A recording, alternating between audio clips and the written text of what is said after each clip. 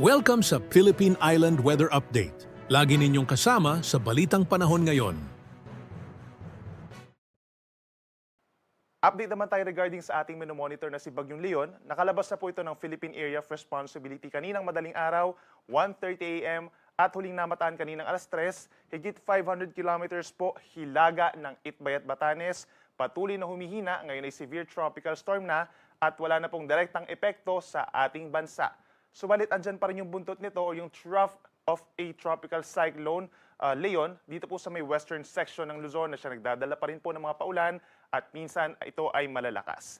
Samantala, base rin sa ating latest satellite animation, wala tayong nakikitang panibagong bagyo na papasok ng ating Philippine Area of Responsibility sa mga susunod po na araw. Para naman sa magiging taya ng panahon ngayong Friday, asahan po ang maulang panahon sa western section ng Luzon dahil nga po dun sa trough or extension ng Bagyong Leon. Mataas ang tsansa ng ulan sa Zambales, Bataan at Occidental Mindoro, kaya't mag-ingat po sa mga banta ng malalakas na ulan na maaaring magdulot po ng pagbaha at pagguho ng lupa.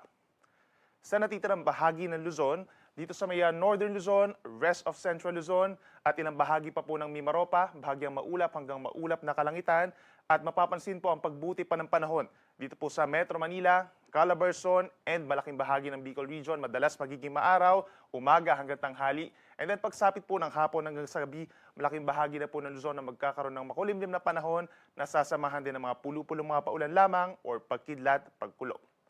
Sa Metro Manila, kapansin-pansin na magiging mainit na hanggang 32 degrees Celsius. Mananatiling malamig pa rin po dito sa Baguio mula 16 to 20 degrees at ilang pambahagi ng Luzon, lalo na sa mga kapatagan, posible pa rin umakyat hanggang 32 degrees Celsius ang temperatura sa tanghali. Sa ating mga kababayan po sa Palawan, lalo na sa may northern and central portions, magdala pa rin po ng payong dahil asahan pa rin po ang mga paulan, dulot pa rin ng trough nitong si Bagyong Leon o yung extension nito. At asahan din po sa natitirang bahagi naman ng Palawan at malaking bahagi ng Visayas, ang fair weather conditions, ibig sabihin, madalas magiging maaraw sa umaga hanggang sa tanghali at sasamahan lamang ng mga saglit na ulan at mga kidlat kulog pagsapit ng hapon at gabi. Yung temperature sa Palawan and Visayas, posible ring umakyat sa tanghali hanggang 32 degrees Celsius.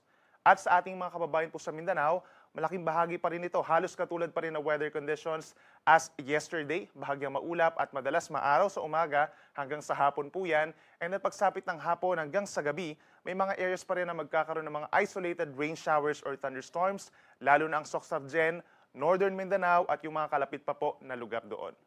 Sa ngayon sa Mindanao, pinakamainit sa may Zamboanga City hanggang 33 degrees Celsius at dito sa may Davao City hanggang 34 degrees Celsius. Pagdating naman sa mga matataas na alon, meron na lamang tayong gale warning doon po sa may Batanes kung saan pinakamalapit po ang Bagyong Leon hanggang 4.5 meters pa rin po this morning. Pero possible po pagsapit ng hapon onwards hanggang bukas, magiging banayad hanggang katamtaman ng taas ng mga alon sa malaking baybayin po ng ating bansa.